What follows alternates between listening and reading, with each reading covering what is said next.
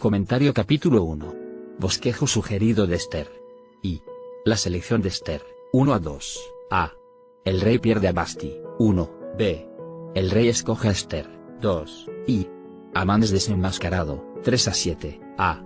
El perverso complot de Amán, 3. B. La gran preocupación de Mardoqueo, 4. C. La valiente intercesión de Esther, 5 a 7. I. La protección de Israel, 8 a 10. A. El nuevo decreto del rey, 8. B. La nueva victoria de los judíos, 9. C. El nuevo honor de Mardoqueo, 10. Notas preliminares a Esther y el libro. Los sucesos que aparecen en Esther ocurren entre Esdras 6 y 7. El tercer año de Asuero, 1-2.3, sería el 483 a.C. Asuero es el título del gobernante persa, así como Faraón era el del gobernante egipcio. El libro no menciona en ninguna parte el nombre de Dios, aun cuando el nombre del rey se menciona 29 veces, 7. Aun cuando no se menciona el nombre de Jehová, en cada capítulo del libro se ve que rige su providencia. Esther significa estrella, Adasa, su nombre judío, significa mirto, 2.7. Y el tema, Esther cuenta cómo la nación judía fue rescatada de la extinción. Explica el origen de una de las celebraciones más festivas de Israel, la fiesta de Purim. La palabra Purim significa suerte y se refiere al acto de Amán al echar suertes para determinar el día de la matanza de los judíos, 9:26 a 31, 3.2.7. Purim se celebra el 14 y el 15 del último mes del calendario judío, nuestro, febrero-marzo. Por lo general la precede un ayuno el día 13, en memoria del ayuno de Esther, 4:16. Esa noche se lee públicamente en la sinagoga el libro de Esther. Cada vez que se lee el nombre de Amán, los judíos golpean con el pie el piso, sisean y exclaman, que se borre su nombre. Al día siguiente se reúnen de nuevo en la sinagoga para orar y leer la ley. El resto del día y el día siguiente se dedican a regocijarse grandemente, festejar y darse regalos. No hay mandamiento en el Antiguo Testamento para esta fiesta, pero los judíos la han venido observando por siglos. Y una lección espiritual, en Esther vemos otra vez el odio de Satanás hacia los judíos. Si Amán hubiera tenido éxito en su complot, la nación judía hubiera sido exterminada. Piense lo que esto hubiera significado en el pacto de la gracia de Dios con Abraham. Como Amán, cualquier hombre o nación que ha tratado de exterminar a los judíos ha fracasado. Véase Génesis 12:2.1-3. Desde que Dios declaró la guerra a Satanás, 3:15, este y su simiente han estado luchando contra Cristo y su simiente. Caín mató a Abel, Faraón trató de ahogar a los judíos, Amán conspiró para destruir a Israel, Herodes trató de asesinar a Cristo. Tenemos aquí una ilustración de la guerra entre la carne y el espíritu, Gálatas 5:16 a 23.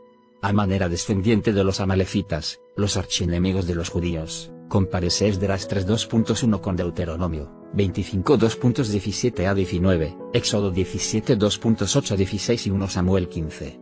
Amalek simboliza la carne y Amán, siendo de aquella familia, es un cuadro de la hostilidad de la carne contra el espíritu, así como de los hijos de Satanás contra los hijos de Dios. Y la providencia de Dios. En ninguna parte de este libro se menciona el nombre de Dios, pero la mano de Dios no falta en ninguna parte. Él está de pie en algún punto de las sombras rigiendo y controlando todo.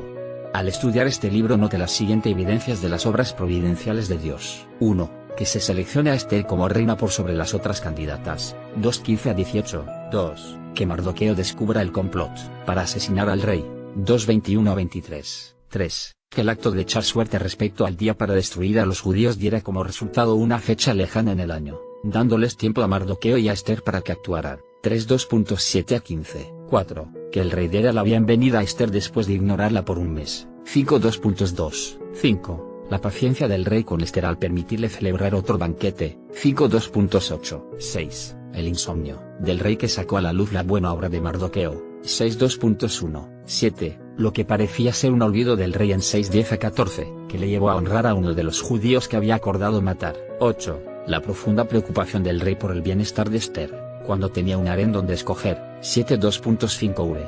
Las fechas, el rey en el libro de Esther es Xerxes, o Jerjes, hijo de Darío y Darío el Grande. Gobernó el imperio persa desde el 486 hasta el 465 a.C. Vasti fue destronada en el tercer año de su reinado, 1:2.3, que sería el 483 a.C. La historia nos dice que Jerjes celebró una gran fiesta para sus príncipes en ese año, en preparación para su invasión a Grecia. La campaña duró hasta el año 479 y fue un desastre. Fue quizás su vergüenza y derrota lo que llevó a Jerjes a desear no haber depuesto a Vashti. Esther fue hecha reina en el 7º año de su reinado, 216, el año 479. Fue en el 12º año de su reinado que se fraguó el complot de Amán, 32.7, el año 474, de modo que Esther fue reina alrededor de 5 años cuando Amán se puso a orar. Jerjes fue asesinado en el 465. Esther y Proverbios. Hay un interesante paralelo entre algunos de los versículos en Proverbios y los sucesos en Esther. Analícense estas referencias: 16:33 con 3:2.7, 16:18 con 5:2.9 a 14, 11:2.8 con 7:10, 21:2.2 con Esther 5:2.1 a 4. Amán y el anticristo. Muchos eruditos bíblicos ven en el perverso Amán un cuadro del futuro anticristo que perseguirá a los judíos y procurará destruirlos. La frase, este malvado Amán en 7:2.6 suma 666 en el original hebreo y este es el número de la bestia, 13:18.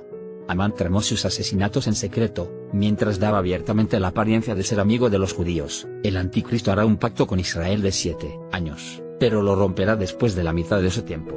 Amán poseía tremendo poder, que el rey le había dado. La bestia poseerá gran poder, dado por Satanás. El orgullo de Amán era obvio, porque quería que todos los hombres se postraran ante él. La bestia hará que todos los hombres le adoren a ella y a su imagen. Amán detestaba a los judíos y el anticristo aborrecerá a los judíos. Pero Amán estaba condenado, aun cuando por un tiempo parecía tener poder. La obra maestra de Satanás, la bestia, parecerá ser indestructible, pero Cristo destruirá a ella y a sus seguidores. El valor de Esther. Algunos han criticado a Esther por lo que parece ser una falta de interés por la suerte de los judíos. Es cierto que cuando Mardoqueo empezó a ayunar y a lamentar, Esther trató de hacerle cambiar de opinión, 4:2.1-4. Pero debemos tener presente que Esther estaba más bien aislada de los asuntos reales de la corte y hacía un mes que no iba ante el rey. Una vez que ella se enteró de las noticias del peligro que se cernía, estuvo dispuesta a cooperar con Mardoqueo. Sin duda, tomaba su vida en sus manos, porque Jerjes era una criatura de caprichos y podía matarla tan fácilmente como depuso a Vashti. Aun cuando al principio Esther no mostró la misma fe en el pacto de Dios que mostró Mardoqueo, a medida que los sucesos se desarrollaron resultó ser una mujer valiente con gran fe en Dios. Es interesante notar que mientras Esther estuvo alejada de Mardoqueo, todo les fue mal a los judíos, pero cuando ella empezó a obedecer la palabra de Mardoqueo, todo resultó en bien para los judíos. Estos 4 primeros capítulos del libro nos presentan a los 4 principales personajes del drama. El rey Asuero. Como ya se mencionó antes, Asuero era el título del gobernante persa. Su nombre de pila era Jerjes y gobernó del 486 al 465 a.C. La historia nos dice que fue un gobernante impulsivo y lo podemos ver en el libro de Esther. Nótese con cuánta rapidez el rey le dio gran autoridad a Amán y luego se olvidó de lo que incluía su decreto. Nótese también cuán impulsivamente depuso a su amada esposa y, luego lo lamentó. El banquete, versículo 1-12. Este asunto real tenía el propósito de conferenciar con sus jefes y líderes en preparación para su guerra contra Grecia. Jerjes había sofocado una rebelión en Egipto y se sentía confiado de que podía conquistar a los griegos. La reunión duró 180 días, el enorme banquete se celebró al final de tal periodo. Era el tercer año de Jerjes, o el 483 a.C. Los medios y persas estaban en el poder, tal como Daniel lo profetizó, 2:36. La fiesta duró 7 días, versículo 5, en el hermoso jardín del rey. Por supuesto, hubo licores y cada invitado podía beber todo lo que quisiera. Las mujeres, según la costumbre persa, tenían un banquete separado. Ansioso de complacer a sus invitados, Jerjes le pidió a la reina que viniera al banquete de los hombres, pero Vashti se negó.